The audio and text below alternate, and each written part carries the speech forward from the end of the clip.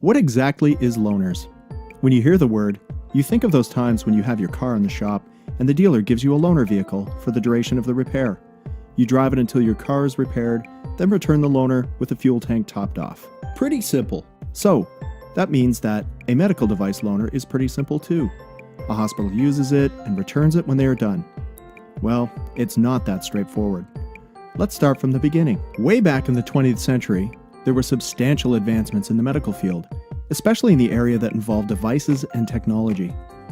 In the latter part of the 20th century, new metals and materials were being developed for joint replacements, and advancements in electronic endoscopy radically changed the way doctors operated on people by working with tiny cameras on tiny scopes requiring only tiny incisions. With these great advancements came a downside. The size, complexity, and cost of these new surgical systems increased exponentially. What a doctor used to do with a scalpel, a hammer, and a few instruments now required a small skid of complex instrument trays and equipment. This made life more difficult for everyone involved. The medical sales rep now had a real challenge selling these new systems. No longer could he carry these items in his bag of products. One day, someone had a great idea. Why don't we put together a system that our sales rep can take into the hospital so the surgeon can actually use it on a patient? We will loan it to them. And we'll include all of the sizes and shapes of implants so everything goes smoothly in surgery. Then, when we get it back, we will just charge the hospital for what they used. Great idea, Mary. Why don't you handle this? So, Mary studied the surgical procedure booklets and proceeded to order all of the pieces required for surgery.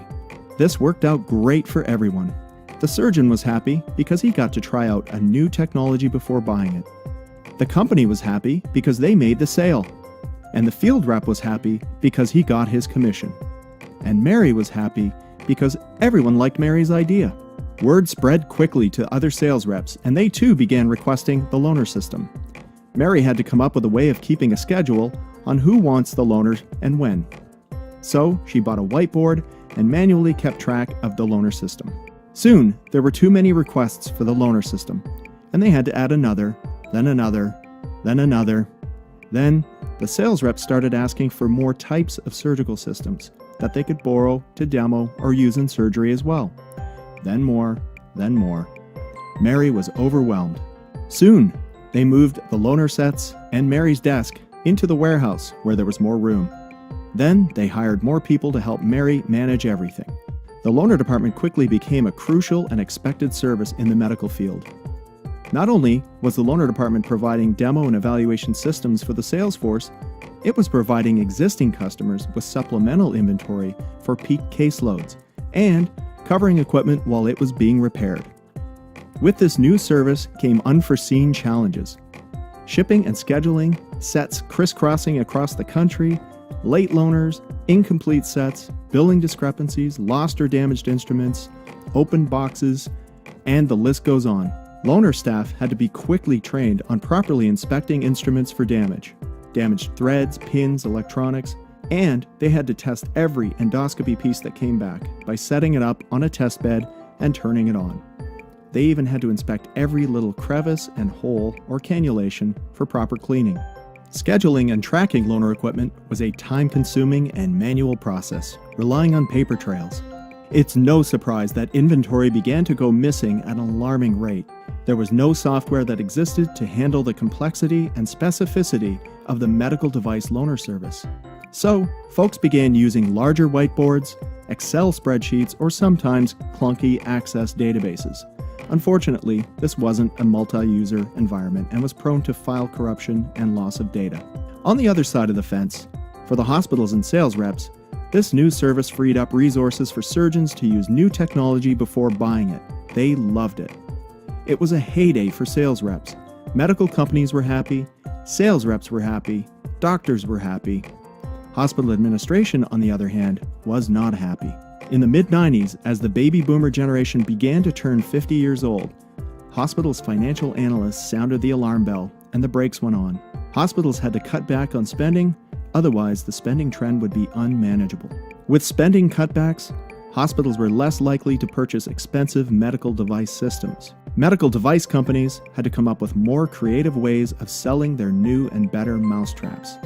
So they began to offer hospitals consignment and loaner systems to keep the cost of inventory off of the hospital's books. This worked well, but transferred an enormous financial and logistics burden upstream onto the medical companies. The demand for loaners became even greater than ever. Today, combined with an aging and increasingly obese population, the demand for medical device loaners will continue to increase until at least the year 2030. Here are some statistics. The population of the United States is currently 322 million. Baby boomers account for about 1/3 of the population. Generations following boomers are equally distributed in numbers, so the level of age and weight-related reconstructive surgeries will remain constant or will increase until the year 2030. Currently, there are 51 million surgeries performed per year in the U.S.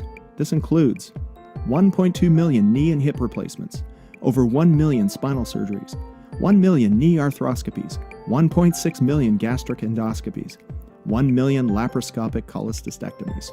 The medical device industry alone has a current net sales of $130 billion annually.